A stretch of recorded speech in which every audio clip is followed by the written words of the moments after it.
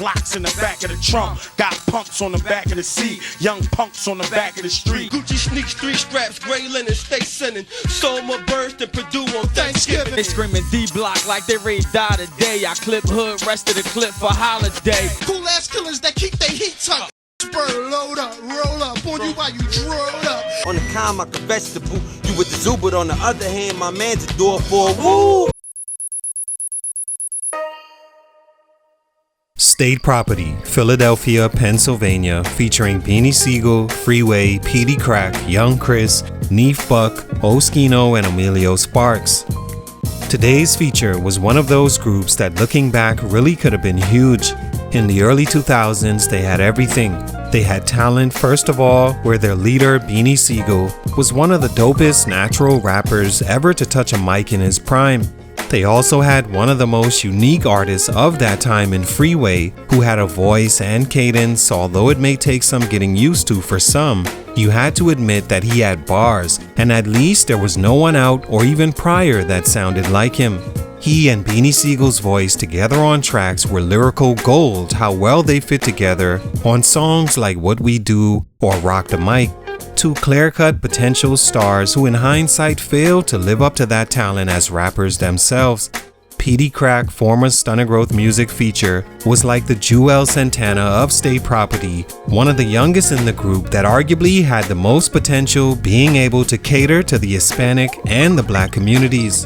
Whenever Dame saw Peedi, he'd greet him calling him famous before he ever had a single out. He just had that look, the charisma, that uniqueness like Freeway in sound, and he had bars. Young Chris, in a traditional sense, was down the same lines as a Jay-Z, coming from the streets with a cool persona that skill-wise was one of the best rappers signed to Rockefeller, period, and he was the youngest. I'm sure you've heard all the stories of Jay-Z supposedly recreating himself using Young Chris's flow and cadence many times. His subgroup mate Neef Buck was dope as well, and together they formed the Young Guns with their own separate expectations as Rockefeller's future that never happened. Oscino was another subgroup rapper teaming up with Omilio Sparks that was handpicked by Jay-Z himself after rapping for him for over 2 hours. Impressed, Jay-Z took him to the bathroom of all places and offered him a deal. Each member of State Property had their own individual opportunity to be something special in the rap industry, all backed by the biggest rap artist in the world at the time and of all time in Jay-Z. Not to mention a CEO in Dame Dash that believed in those guys and gave them direct opportunity, being hands-on with them when no one else was offering the same. They were in movies, had their own clothing line under Rockaware, went on tour with no album out, and taken off the cold streets of Philly and placed in the music industry much too soon for some.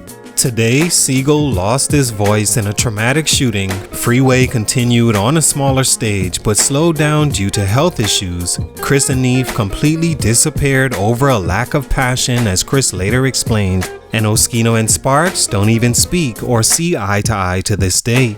State Property could have been the biggest group in hip-hop and the hottest thing to come out of Philly on the group side. But for these reasons, that didn't happen. What did? Let's talk about it. It's your boy JC, Stunted Growth Music. Let's get it. Take a minute to like, subscribe, and comment on who I should do next. State Property was a rap group under Rockefeller Records consisting of all the hottest artists from Philly, handpicked to be the expansion of the rock. Most of them never met each other before being placed on Hot 97 and rapping for Funk Flex in 2001, with Jay-Z amping them up as the unofficial host.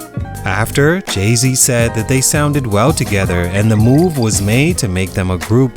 A year after the infamous freestyle, they released their first body of work, the State Property movie and soundtrack, in 2002.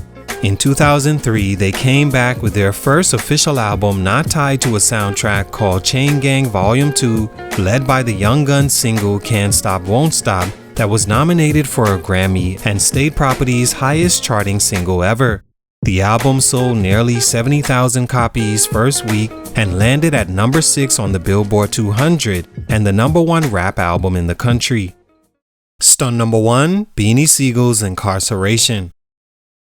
As they say, cut off the head and the body will fall. Well, pretty much that's what started the downfall of State Property. Like mentioned, the group had the #1 rap album in the country and top 10 all genres. They even had Jay-Z on the second song and in their corner to use from inspiration to literally being given verses and all the resources needed to be successful. But what they also had was a bunch of street guys raised in one of the toughest cities in America, in Philadelphia, which created young men that were hungry and only knew one way to get the things they wanted. Even with everything they had musically, that in hindsight none realized, they'd always revert back to their street habits that landed most of them in prison or jail for some amount of time. But Beanie Sigel honestly shocked me when he was arrested in 2004 and convicted on federal weapons charges, because if anyone should have understood the fortunate predicament they were in, it should have been him. Sigel had the most opportunity of everyone in State Property. First of all, as a rapper, he was the most talented and could boast to be the only to even release a solo album before the group even came together. Both went gold. For him to still be in the streets is a mind-boggling misstep that changed his and the group's career forever. He ended up serving a year in prison, and while there, none of the group members visited him except Oscino, which soured everything for them in Sigel's mind, who made the decision that when he got out, he wasn't doing anything State Property again. Oscino eventually told the Breakfast Club that having Sigel as their leader is what caused the group to fall, because he never respected him as that, because he didn't know how to lead and was all for himself. They had Beans as the leader, and he can't be my leader. Whatever the case, him going to jail, then coming out with a different perspective on his group tarnished everything. Stunt number 2, the Rockefeller breakup. Like you, I'm tired of hearing anything about the Roc breaking up, mainly because everyone involved has a reason why it happened, and both sides are so split that an objective conversation is very difficult to have. Regardless of who's right, the breakup happened between Jay-Z and Dame Dash, and all hell broke loose for all the artists involved. In 2004, Jay-Z made a move to go solo and evolve into what he'd eventually become. He wanted to do things by himself and become a boss without the assistance of the guys that helped him get his start, plain and simple. He may have went about it the wrong way, but that's what he did, and in turn, he and Dame's relationship soured still to this day. State Property was arguably affected the most as individuals, since the group had already split ways after Bean's incarceration. But like they were put together, had Jay and Dame never split the company, there still could have been more State Property music and albums released. Jay-Z became the president of Def Jam, and Dame made Dame Dash Records, initially taking Oscino and Beanie Sigel with him, but the rest of the group decided they wanted to remain Rockefeller under Def Jam and Jay-Z's leadership. Beans released one album on Dame Dash Records and Def Jam in 2005, called The Becoming, that was recorded before his incarceration in 2004 and actually had a song featuring Jay-Z. The album did well, selling over 130,000 copies first week and was a top 3 album in the country. The rest of State Property continued to release music on a much lesser stage, while some went back to the streets and never got to release an album like Oscino and Peedi Crakk. Crakk actually signed to Jay-Z, but the relationship soured, leading to Peedi dissing Jay on wax and then being dropped from Def Jam. Chris and Neef released music as a group and solo after the split, but without the machine behind them that was Rockefeller, most of it went unheard and underpromoted. None of the artists on State Property would ever recover from the Roc breaking up. Stunt number 3, lack of solo talent and losing the machine. The fact of the matter is, in life, no one's going to be there to hold your hand through it and cater to your specific needs, especially in a group setting. Guys may not have respected Beanie Sigel as their leader or resented the fact that Jay and Dame's relationship faltered, but what's always true is that talent supersedes all that, and if they had the talent to be successful solo artists, they would have at some point.